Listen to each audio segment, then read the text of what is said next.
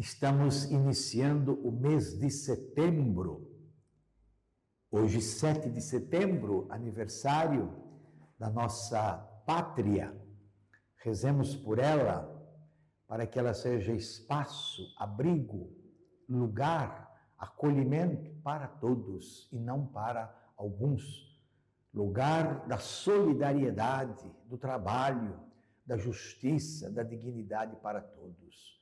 Os que nos governam precisam urgentemente enfrentar com lucidez essas situações que o povo tanto carece. Hoje nós estamos no 23º domingo do tempo comum da nossa liturgia, com o evangelista Lucas, no capítulo 14, versículos 25 a 33. Naquele tempo, grandes multidões acompanhavam Jesus. Voltando-se, ele lhes disse: se alguém vem a mim, mas não se desapega de seu pai, sua mãe, sua mulher e seus filhos, seus irmãos e suas irmãs, e até da sua própria vida, não pode ser meu discípulo. Quem não carrega a sua cruz e não caminha atrás de mim, não pode ser meu discípulo. Com efeito, qual de vós, querendo construir uma torre, não se senta primeiro e calcula os gastos para ver se tem o suficiente para terminar? Caso contrário, ele vai lançar o alicerce e não será capaz de acabar. E todos os que virem isso começarão a caçoar, dizendo: este homem começou a construir e não foi capaz de acabar. Ou ainda, qual o rei que ao sair para guerrear com outro, não se senta primeiro e examina bem se com 10.000 homens poderá enfrentar o outro que marcha contra ele com 20.000? Se ele vê que não pode, enquanto o outro rei ainda está longe, envia mensageiros para negociar as condições de paz. Do mesmo modo, portanto, qualquer um de vós, se não renunciar a tudo o que tem, não pode ser meu discípulo.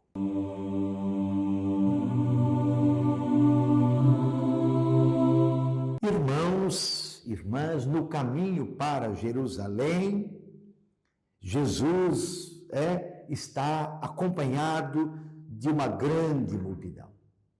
Nós sabemos que lá em Jerusalém, ele consumará a sua missão. Nem todos vão com ele até o fim.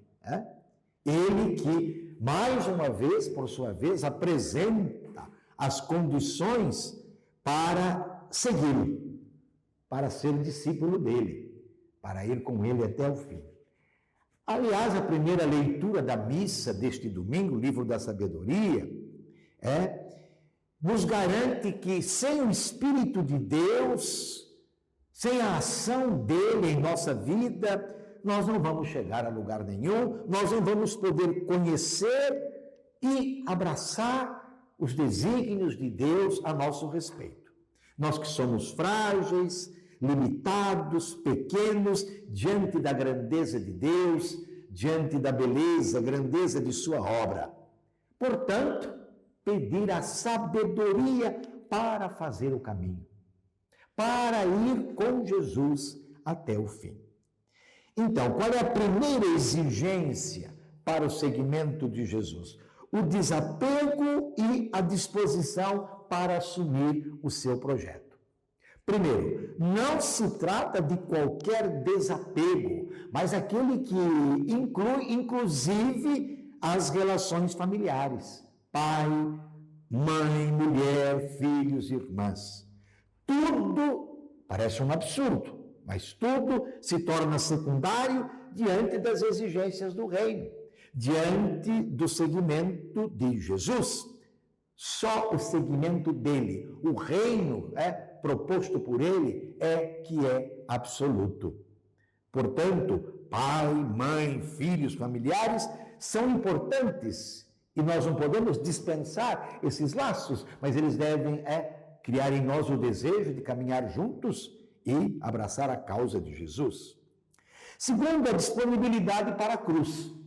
Hoje a gente não quer nem ouvir falar em cruz, e elas são tantas, não é verdade? Assumir, não é? Como nossa disposição, a disposição do próprio Jesus, identificando-nos sempre mais uma vez, com o projeto que ele aproxima de toda a humanidade, que é o reino. E nós sabemos que Jesus foi incompreendido e considerado fora dos parâmetros estabelecidos pela lei. Mas ele não temeu. Ele sabia qual o caminho a ser feito. E também estava propondo este caminho para as multidões, para aqueles que estavam caminhando com ele. Depois, o despojamento dos bens materiais como condição para o discipulado. E falando de despojamento dos bens materiais, nós falamos da partilha, da fraternidade, que demonstrarão na vida, pela vida, né? Quem é que está disposto a segui-lo? Quem é que está disposto a testemunhar os valores do reino?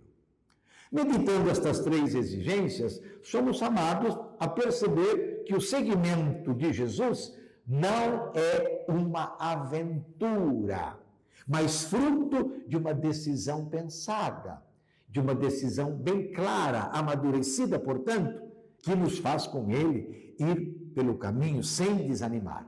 E ele apresenta duas parábolas. A construção de uma torre de vigia o que requer o planejamento e recursos econômicos previstos, prévios. Essa é a primeira condição, que Jesus apresenta por meio de uma parábola.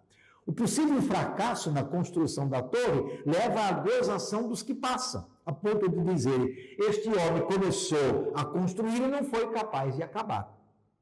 A outra parábola, segunda, lembra as estratégias militares. Um rei prudente que conta com 10.000 soldados não pode enfrentar o adversário que caminha contra ele com 20.000. Ou ele vai antes negociar as propostas de uma paz, ou então acontecerá um desastre, ele será derrotado. Assim diz Jesus, deve ser aquele que decide pôr-se a caminho com ele. Realista como construtor. Vou começar uma obra, tenho dinheiro para acabar? Realista, então, como construtor. Prudente como o rei, Prudente como o rei. Por um lado, evitando assim as ilusões fáceis, crendo que baste apenas a boa vontade. Nós não somos cristãos só de boa vontade. Nós somos cristãos, quando somos realmente sábios, criativos. Nós somos cristãos quando nós temos um propósito firme, coerente, Sabendo dos riscos, sabendo dos compromissos que implica, comporta, portanto, seguir Jesus pelo caminho. Perguntamos o que devemos fazer. A segunda leitura da missa, a carta a Filemon, nos diz que é exemplo dele, que se deixou evangelizar por Paulo na prisão, construir relações de verdadeira amizade, liberdade, proximidade, comunhão com os irmãos. É aí que vai estar a nossa força para o testemunho que vai se tornar credível junto àqueles que não participam da comunidade. Então, vida em comunidade, proximidade, a Eucaristia, a palavra, enfim, a oração, nos sustentam para ir com Jesus até o fim e não sermos cristãos, bobo alegres, que não sabem na verdade para onde vão. Estamos dispostos? E sobre todos dessa a bênção de Deus Todo-Poderoso, Pai, Filho e Espírito Santo, permaneça para sempre. Amém. Aleluia, aleluia.